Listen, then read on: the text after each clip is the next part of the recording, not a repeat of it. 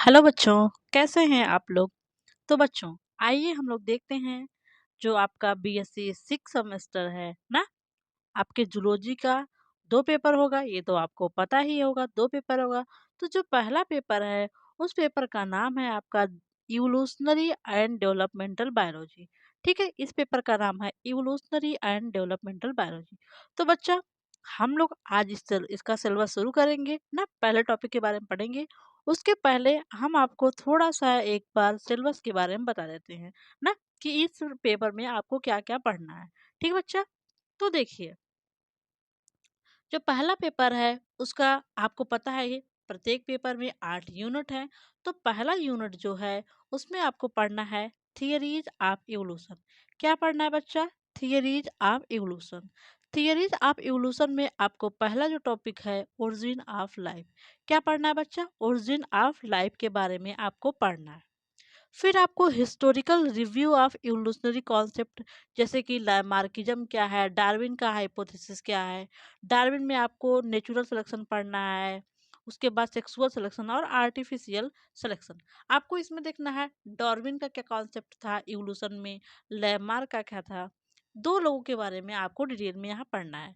फिर नेक्स्ट आपको पढ़ना है मॉडर्न सिंथेटिक थियरी। ठीक है, तो आगे हम लोग देखेंगे मॉडर्न सिंथेटिक थियरी क्या है, इसका क्या है, इसका क्या विचार था ना, ये इवोल्यूशन को कैसे एक्सप्लेन कर रहे हैं ना, इनका क्या ओपिनियन था, ये सब हम देखेंगे। फिर आपको नेक्स्ट पढ़ना है pattern of evolution. Pattern of evolution में आपको डाइवर्जेंस, कन्वर्जेंस, पैरेलल और को इवोल्यूशन के बारे में पढ़ना है। किसके बारे में बच्चा पढ़ना है? डाइवर्जेंस के बारे में पढ़ना है आपको, कन्वर्जेंस के बारे में पढ़ना है, पैरेलल और को इवोल्यूशन के बारे में पढ़ना है। ठीक है बच्चा। और नेक्स्ट आपका यूनिट है, उसमें आपको क्या पढ़ना है? Population genetics. क्या पढ़ना भैया? Population genetics. पॉपुलेशन जेनेटिक्स में आपको क्या पढ़ना है? जो टॉपिक है माइक्रो इवोल्यूशन और मैक्रो इवोल्यूशन। इसमें आपको पढ़ना है एलील फ्रीक्वेंसी, जीनोटाइप फ्रीक्वेंसी और Hardy Weinberg equilibrium and condition for its maintenance. ठीक है, पॉपुलेशन जेनेटिक्स में जो पहला सब टॉपिक है उसमें आपको इतना चीज पढ़ना है। Then after force of evolution, क्या क्या फोर्सेस हैं जो इवोल्यूशन के लिए हैं, उनमें आपको म्यूटेशन पढ़ना है, सिलेक्शन पढ़ना है और जेनेटिक ड्रिफ्ट पढ़ना है। ठीक बच्चा, ये हो गया आपका इतना। उसके बाद आपका जो नेक्स्ट टॉपिक है उसमें आपको पढ़ना है direct evolution, evidence of evolution. Evolution के जो एविडेंस है उनमें आपको टाइप्स ऑफ फॉसिल, फॉसिल कितने प्रकार का होता है, इनकम्प्लीटनेस ऑफ फॉसिल रिकॉर्ड, जो फॉसिल रिकॉर्ड है इनका इनकम्प्लीटनेस है उसको आपको पढ़ना है, dating of fossil and phylogeny of horse, horse का भी फाइलोजेनी आपको पढ़ना है। और फॉसिल का डेटिंग कैसे करते हैं, ये फॉसिल कितना साल पुराना है, इसको आपको इसमें पढ़ना है। फिर नेक्स्ट जो आपका फोर्थ यूनिट है ना, उसमें आपको पढ़ना है, जो फोर्थ यूनिट है उसमें आपको पढ़ना है बायोलॉजिकल स्पीसीज कॉन्सेप्ट। ठीक है बच्चा, क्या पढ़ना है भैया इसमें? बायोलॉजिकल स्पीसीज कॉन्सेप्ट का एडवांटेज एंड लिमिटेशन। फिर मोड ऑफ स्पेसिएशन में आपको एलोपैट्रिक और सिंपैट्रिक स्पेसिएशन पढ़ना है। ठीक बच्चा, उसके बाद आपको पढ़ना है मास एक्सटेंशन। मास एक्सटेंशन क्या है? इसी मास एक्सटेंशन में हम लोग डायनासोर का एक्सटेंशन पढ़ते हैं, डायनासोर कैसे एक्सटिंक्ट हुआ, विलुप्त हुआ। मास एक्सटेंशन में आपको काजेस पढ़ना है, क्या कारण है मास एक्सटेंशन के। नेम्स ऑफ 5 मेजर एक्सटेंशन, 5 मुख्य मुख्य मास एक्सटेंशन के बारे में हमको पढ़ना है। ठीक भैया, नेक्स्ट आपको पढ़ना है gamete fertilisation and early development. इसमें आपको पढ़ना है, ये देखिए एनिमल एम्ब्रियोलॉजी का केस है। ठीक है, जो आपका 5वां यूनिट है, इसमें आपको पढ़ना है गैमेटोजेनेसिस, कैसे स्पर्म और ओवा मतलब गैमीट का फॉर्मेशन होता है, फिर उनका फर्टिलाइजेशन कैसे होता है। फिर आपको क्लीवेज पढ़ना है, जैसे हम आपको पढ़ा रहे थे उस टाइम मैंने आपको क्लीवेज, जाइगोट ना, जाइगोट में जब से एग में फर्टिलाइजेशन हुआ तो जाइगोट बना, जाइगोट में क्लीवेज से हम आपको बता रहे थे मारुला बनता है, ब्लास्टुला, गैस्ट्रुला ना, गैस्ट्रुलेशन प्रोसेस, फिर एम्ब्रियो कैसे बनता है, ये सब मैंने आपको थोड़ा थोड़ा बताया है। तो हमको यहाँ पे डिटेल में पढ़ना है। फिर देखिए गैस्ट्रुलेशन में गैस्ट्रुलेशन पढ़ना है, फिर फेट मैप पढ़ना है, developmental mechanism of cell speciation, मतलब सेल बनते की, जैसे ये हुआ जाइगोट, इसमें तो प्रत्येक सेल कैसे कैसे अपना स्पेसिफिक फंक्शन परफॉर्म करती है, उसमें हम लोग पढ़ना है स्पेसिएशन। फिर आपको पढ़ना है मार्फोजेनेसिस एंड सेल एडिशन। क्या पढ़ना है बच्चा? Morphogenesis and cell addition. Next unit आपको पढ़ना है डेवलपमेंटल जीन्स। इसमें आपको पढ़ना है gene and development, molecular basis of development, differential gene expression, इतना आपको इसमें पढ़ना है। फिर आपको जो 7वीं यूनिट पढ़नी है उसमें पढ़ना है आपको अर्ली वर्टिब्रेट डेवलपमेंट। जो अर्ली वर्टिब्रेट है उनका कैसे कैसे डेवलपमेंट हुआ है, उसमें आपको फिश का, वर्ड का और मैमल का पढ़ना है। फिर आपको metamorphosis, regeneration and stem cell के बारे में पढ़ना है। फिर नेक्स्ट आपको पढ़ना है इन्वायरमेंटल रेगुलेशन ऑफ डेवलपमेंट, इतना आपको पढ़ना है। फिर आपको भैया क्या पढ़ना है? Late developmental process. Early developmental process उस 7th यूनिट में था, और 8th में क्या है, आपको लेट डेवलपमेंटल प्रोसेस पढ़ना है। इसमें आपको the dynamics of organ development कैसे होता है इसको पढ़ना है। Development of eye, kidney, limb, इसका डेवलपमेंट पढ़ना है। Metamorphosis, the hormonal reactivation of development in amphibian and insect, इसको पढ़ना है। Regeneration, salamander limbs, mammalian liver, hydras, इसके बारे में आपको पढ़ना है। और ageing, the biology of cells, इतने सब टॉपिक के बारे में आपको पढ़ना है। तो बच्चा आपको सिलेबस तो अच्छे से समझ में आ गया होगा ना? सिलेबस समझ में आ गया अच्छे से, क्या क्या आपका पढ़ना है। तो भैया जो आपका पहला यूनिट है, यूनिट नंबर फर्स्ट, उसका जो टॉपिक है ना, थियरीज ऑफ एवोल्यूशन, उनमें जो पहला आपका सब टॉपिक है ओरिजिन ऑफ लाइफ, इसी को आज हम लोग पढ़ेंगे। क्या पढ़ेंगे बच्चा? ओरिजिन ऑफ लाइफ को आज हम लोग पढ़ेंगे। ठीक है बच्चा, तो आइए देखते हैं हम लोग ओरिजिन ऑफ लाइफ के बारे में। तो बच्चों आप लोगों ने सिलेबस को भली भांति समझ लिया है। तो जो आपका पहला सब टॉपिक है ओरिजिन ऑफ लाइफ, इसके बारे में आज हम लोग डिटेल में पढ़ेंगे। ठीक है भैया? देखिए बच्चा, इस टॉपिक को स्टार्ट करने से पहले आपको समझना होगा इवोल्यूशन क्या है।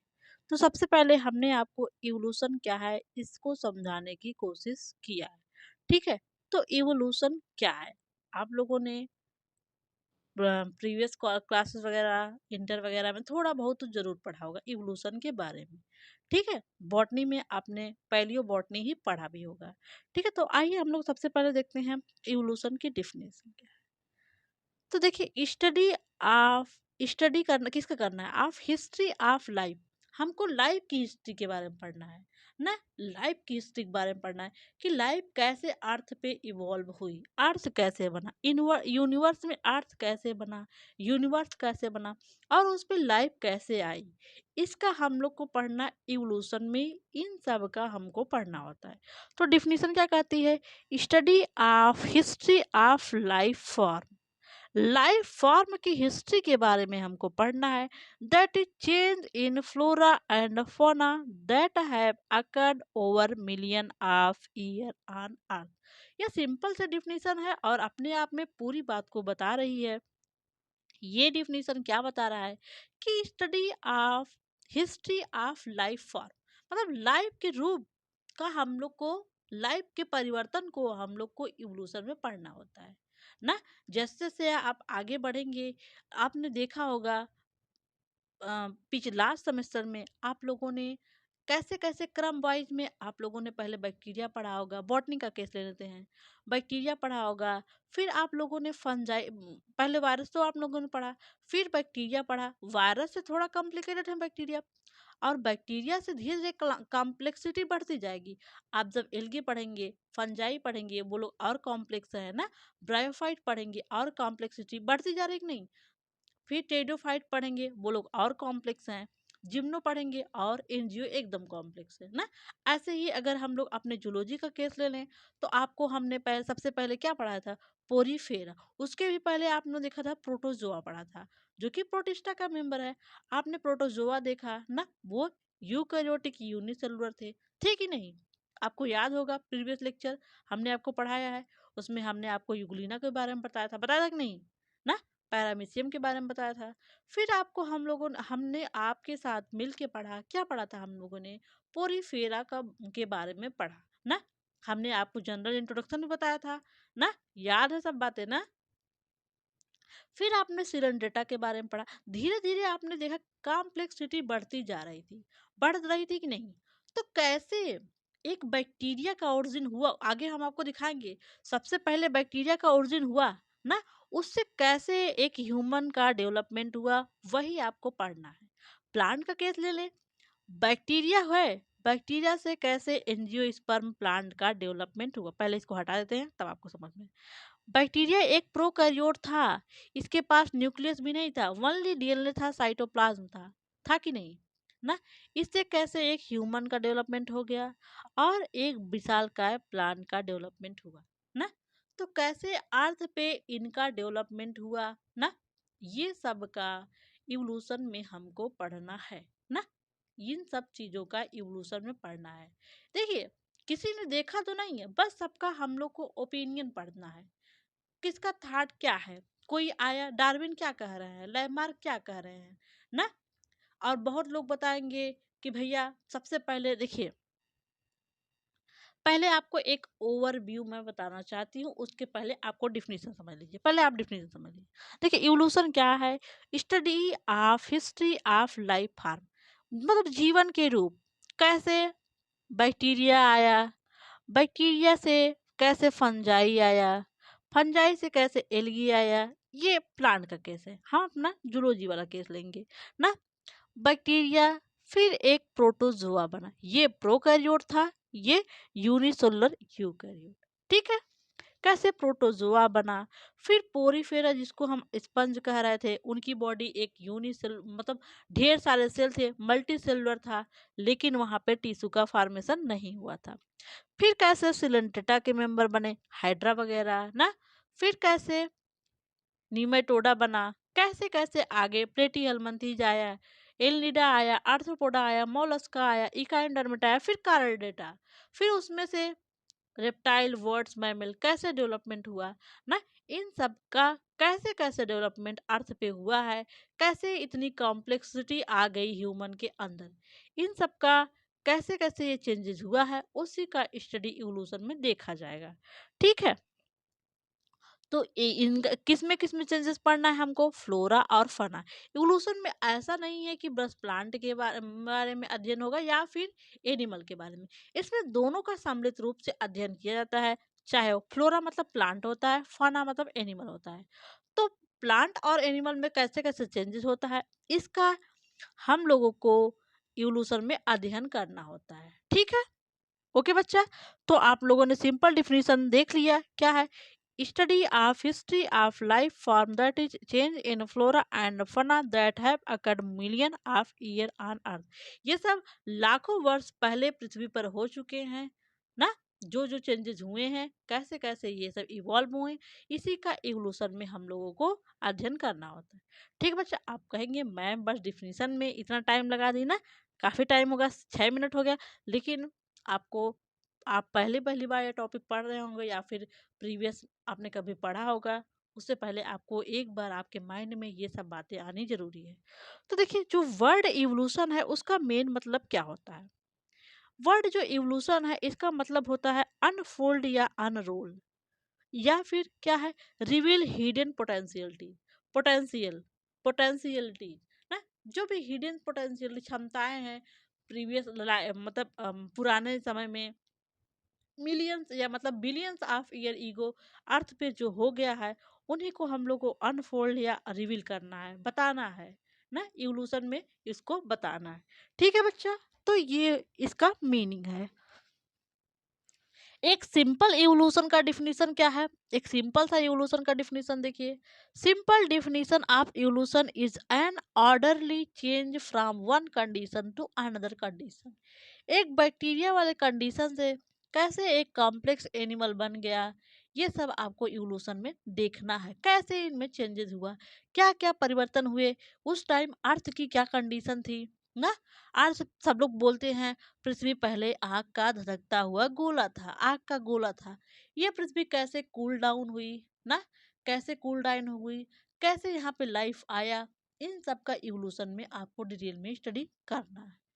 फिर क्या है, evolution is so slow gradual continuous process are change from one condition to another. देखिए, जो ये इवोल्यूशन हुआ है, जो चेंज आप प्रेजेंट टाइम में देख रहे हैं, ये एकाएक नहीं हुआ है। जैसे भैया ज्वालामुखी फटी, अचानक परिवर्तन नहीं हुआ ना। ये बहुत लंबे टाइम से, बिलियंस ऑफ ईयर एगो से हो रहा है। क्या अब इवोल्यूशन नहीं हो रहा? अभी भी इवोल्यूशन हो रहा है, लेकिन ये इतना टाइम टेकन प्रोसेस है, आपको पता नहीं चल रहा है। ठीक है बच्चा? तो ये स्लो प्रोसेस है, ग्रेजुअल प्रोसेस है और कंटिन्यूअस प्रोसेस है। ये लगातार होने वाला प्रोसेस है। कैसा प्रोसेस है बच्चा? ये लगातार इवोल्यूशन हो रहा है। अब देखिए, जो टर्म इवोल्यूशन किसने दिया? Herbert Spencer. जो हर्बर्ट स्पेंसर नामक साइंटिस्ट हैं, इन्होंने टर्म इवोल्यूशन दिया। तो बच्चा, जो ये फर्स्ट पेज के मैटर हैं, आपको अच्छे समझ में आ गया। इवोल्यूशन का डिफिनीशन क्या है, इवोल्यूशन का मतलब क्या है, फिर जो इसका टर्म किसने दिया है।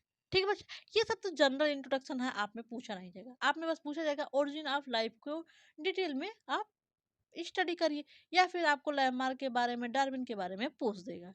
ठीक है बच्चा, बस ये आपके माइंड में याद करने के लिए, क्लू बनाने के लिए, कैसे कैसे आपको पढ़ना है, उसके लिए इतना आपको बताया गया है। देखिए भैया, आप देखते हैं हम लोग ओरिजिन ऑफ लाइफ, जो आपका मेन टॉपिक है, उसके बारे में पढ़ना है।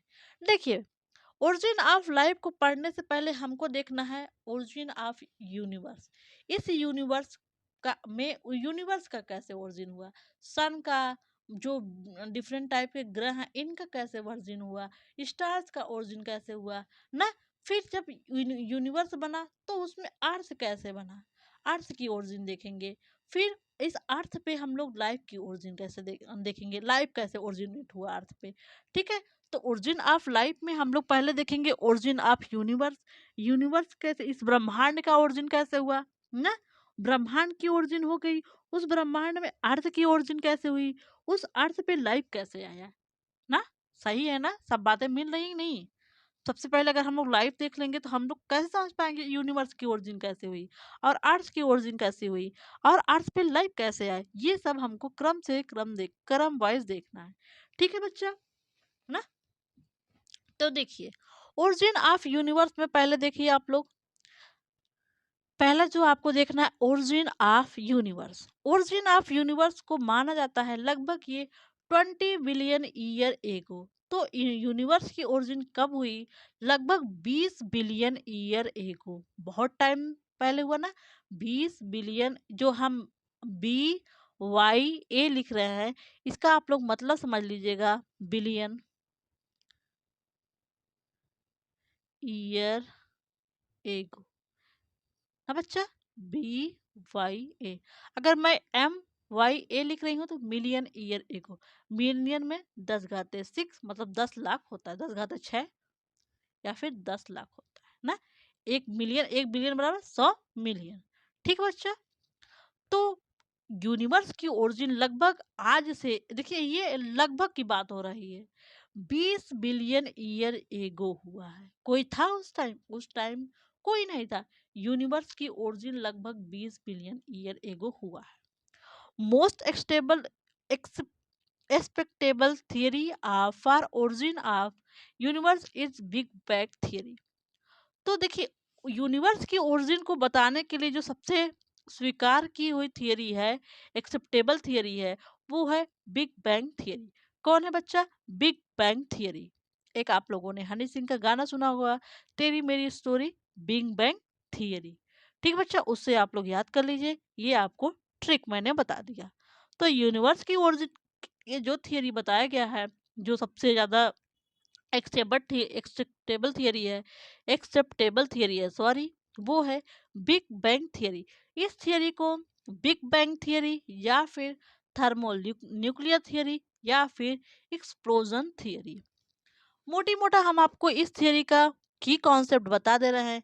अकॉर्डिंग टू दिस थियरी, बहुत बड़ा ह्यूज एक्सप्लोजन हुआ, बहुत बड़ा सा धमाका हुआ ना, बहुत बड़ा धमाका हुआ ना। इस धमाके में क्या हुआ? ये छोटे छोटे टुकड़ों में टूट गया। बहुत बड़ा धमाका हुआ, और जो भी था उस टाइम, प्रेजेंट टाइम में, छोटे छोटे टुकड़ों में टूट गया। उसी टुकड़ों से अर्थ की ओरिजिन हुआ, डिफरेंट जो गैलेक्सीज वगैरह है उनका ओरिजिन हुआ। तो मेन यही है, हुज एक्सप्लोजन हुआ, उससे अर्थ, सन, जो स्टार वगैरह हैं उनका और डिफरेंट जो प्लैनेट्स हैं उनकी ओरिजिन हुई ना। तो आइए देखते हैं हम लोग बिग बैंग थियरी क्या है। तो this theory was given by Abbe Lemaitre. जो आबे लैमात्रे नामक साइंटिस्ट हैं, इन्होंने इस थियरी को बताया। किसने बताया? आबे लैमात्रे नामक साइंटिस्ट ने इस थियरी को बताया। इनके अनुसार क्या है? According to this theory the universe was created billions of year ago as a result of giant explosion. इनके अनुसार यूनिवर्स की ओरिजिन एक बहुत बड़े विस्फोट से हुआ है, जो लगभग बिलियंस ऑफ ईयर एगो हुआ है। लगभग बिलियंस ऑफ ईयर एगो एक बहुत बड़ा धमाका हुआ, जिससे यूनिवर्स की ओरिजिन हुई है। ठीक है ना। और आगे देखिए, फिर इस जो ह्यूज एक्सप्लोजन थियरी है, उसके अनुसार एक बहुत बड़ा धमाका हुआ, जिससे यूनिवर्स की ओरिजिन हुई है। ठीक है, अब यूनिवर्स की ओरिजिन हो गई। अब हम लोग देखेंगे, यूनिवर्स की ओरिजिन हो गई तो उसमें अर्थ की ओरिजिन कैसे हुई। यूनिवर्स की ओरिजिन हुई तो यूनिवर्स पे अर्थ की ओरिजिन कैसे हुई। तो अब अगला देखना है आपको, ओरिजिन ऑफ अर्थ, अर्थ की ओरिजिन कैसे हुआ। ठीक है, ओरिजिन ऑफ अर्थ देखिए।